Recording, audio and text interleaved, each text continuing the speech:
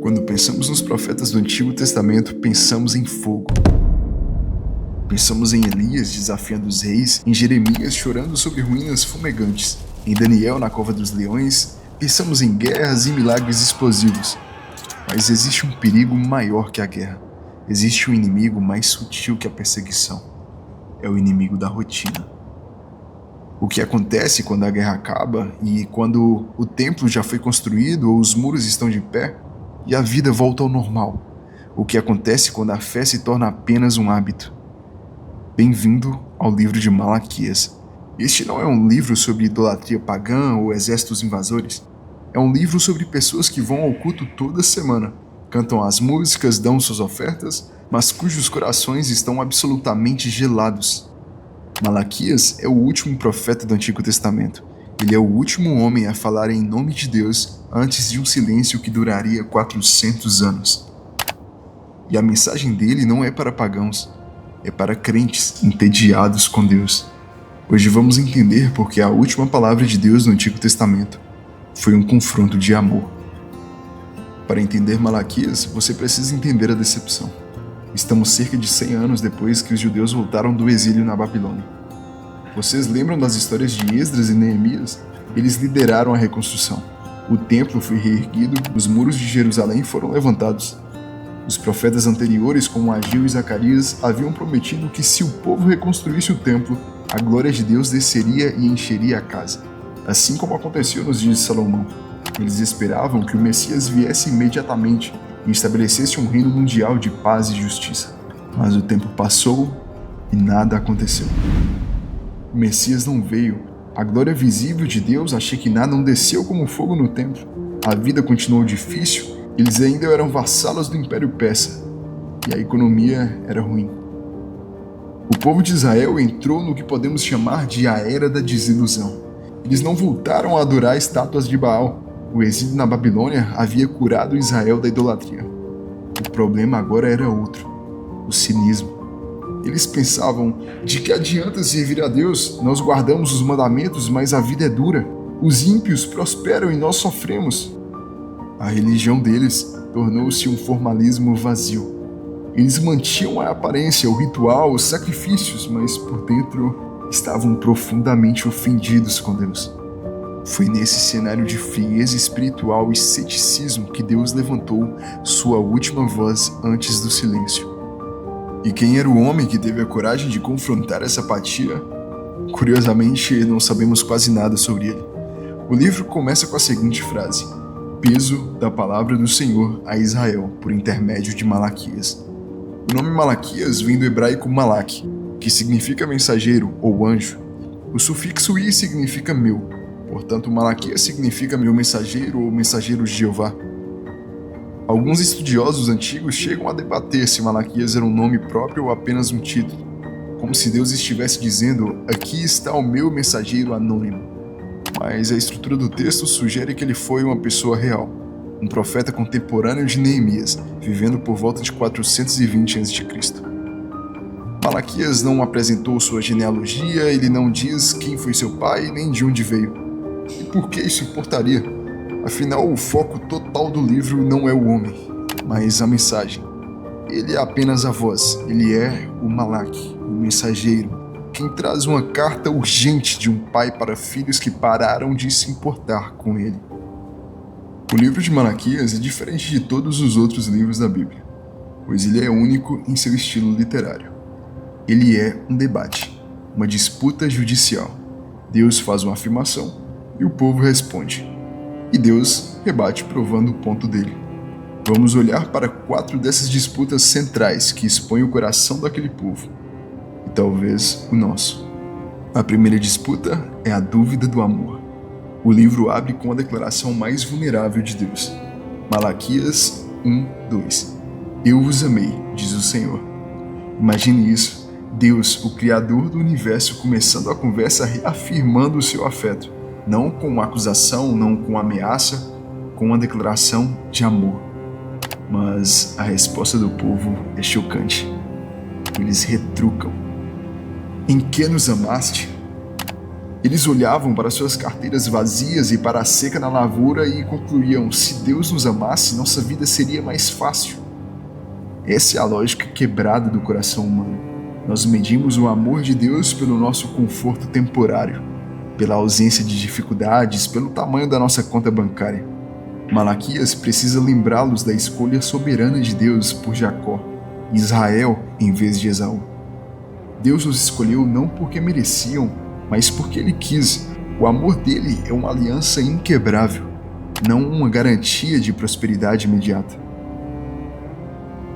A segunda disputa é sobre o desprezo no altar. Deus diz em Malaquias 1,6: o filho honra o pai. Se eu sou o pai, onde está a minha honra? E os sacerdotes ofendidos perguntam: em que desprezamos o teu nome? E a resposta de Deus é devastadora. Eles estavam trazendo para o altar animais cegos, coxos e doentes. Naquela época, o animal do sacrifício deveria ser perfeito, o melhor do rebanho. Uma oferta que custasse algo, que representasse uma genuína entrega e gratidão. Mas eles pensavam: Deus não se importa. Isso aqui serve. Vamos nos livrar desse animal doente e dizer que foi a oferta. Deus responde com uma pergunta cortante. Em Malaquias 1,8, tente dar esse presente para o governador persa. Ele aceitaria? Claro que não. Eles não ousariam oferecer ao governador humano algo tão medíocre. Mas para Deus servia qualquer coisa. Eles davam ao Deus o que não servia para os homens. O culto havia se tornado um fardo, uma obrigação chata, algo para arriscar da lista e seguir em frente. Isso nos leva à terceira disputa, a infidelidade. Os homens de Judá estavam se divorciando de suas esposas, as mulheres com quem haviam feito alianças diante de Deus, para se casarem com mulheres estrangeiras que adoravam outros deuses. Em Malaquias 2,13, aqui vemos uma linguagem poderosa. Ele diz que o altar de Deus está coberto de lágrimas, as lágrimas das mulheres traídas, abandonadas depois de décadas de fidelidade. E então ele faz uma declaração teológica profunda. Em Malaquias 2,14, o Senhor foi testemunha entre ti e a mulher da tua mocidade. O casamento não é apenas um contrato social, é uma aliança testemunhada por Deus. Quando você quebra essa aliança, você não está apenas magoando uma pessoa, você está rasgando um pacto feito diante do Criador. O povo achava que sua vida moral e sexual não tinha nada a ver com sua vida espiritual. Malaquias diz que tem tudo a ver. Você não pode ser fiel a Deus enquanto trai a aliança que fez com as pessoas. A adoração verdadeira e a integridade relacional são inseparáveis. Disputa 4. O livro de memórias. Finalmente, o povo cansado e cínico chega ao auge da sua amargura. Malaquias 3, 14 e 15. Inútil é servir a Deus. Que proveito há em guardar os seus preceitos? Os soberbos são felizes e os que cometem impiedade prosperam. Essa é a conclusão lógica da desilusão. Deus não vale a pena. Os maus se dão bem e nós, que tentamos obedecer, nós sofremos. Mas no meio dessa nação fria há um pequeno grupo, um remanescente. A Bíblia diz em Malaquias 3,16 que aqueles que temiam ao Senhor falavam uns com os outros, e o Senhor atentou e ouviu. Eles não desistiram, eles se encorajavam mutuamente, e Deus estava prestando atenção nisso. E então ele fez algo lindo. Ele mandou escrever o livro de memórias. Um registro dos nomes daqueles que permaneceram fiéis, mesmo quando parecia não valer a pena. Deus não esquece. Para esse grupo pequeno e fiel, Deus usa uma palavra hebraica especial no capítulo 3, versículo 17. Segula. Muitas vezes traduzido como tesouro particular ou propriedade peculiar. Refere-se àquela pessoa que um rei não coloca no tesouro público.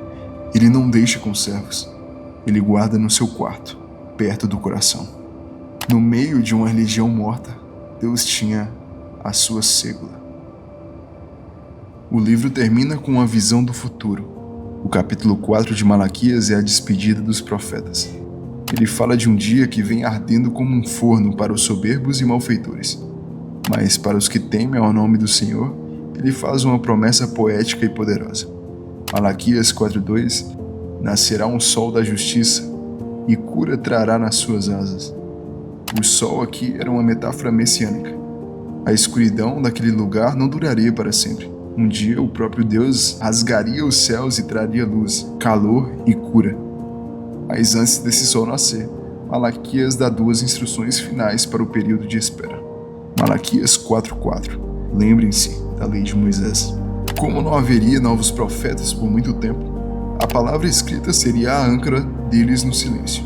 A revelação já dada seria suficiente para sustentá-los até a próxima palavra de Deus. Malaquias 4:5. Eis que vos enviarei o profeta Elias, antes que venha o grande e terrível dia do Senhor. Essa é a última promessa do Antigo Testamento. Não que o Elias antigo reencarnaria, mas que um profeta viria, com espírito e poder de Elias, para preparar o caminho do Senhor. 400 anos depois, um homem vestido de pelos de camelo aparecia no deserto da Judéia bradando: Arrependei-vos, porque é chegado o reino dos céus. Jesus confirma mais tarde: João Batista era o Elias que Malaquias viu. Malaquias encerra o livro com uma palavra dura na versão hebraica: maldição. É um aviso de que a terra seria ferida com maldição se o coração dos pais não se convertesse aos filhos e os filhos aos pais. E então, silêncio.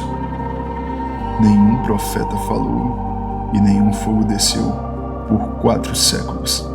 Mas o silêncio de Deus não significa a ausência de Deus. Era um silêncio de preparação, como uma pausa antes da nota mais forte de uma sinfonia, como uma respiração profunda antes do mergulho. Malaquias diagnosticou o problema. O coração humano é incapaz de manter uma aliança com Deus por conta própria. O templo de pedra não era suficiente. Os sacrifícios de animais não eram suficientes. Promessas humanas não eram suficientes. Precisavam de algo novo. Precisavam que o próprio mensageiro da aliança viesse e submetesse ao seu templo. Não mais um profeta apontando para Deus, mas Deus mesmo vindo ao encontro do homem. Malaquias é a ponte. Ele nos deixa na beira do abismo, esperando por aquele que seria não apenas um mensageiro, mas a própria mensagem. Não apenas um profeta, mas o profeta. Não apenas um sacrifício, mas o sacrifício final. João 1:14. E o Verbo se fez carne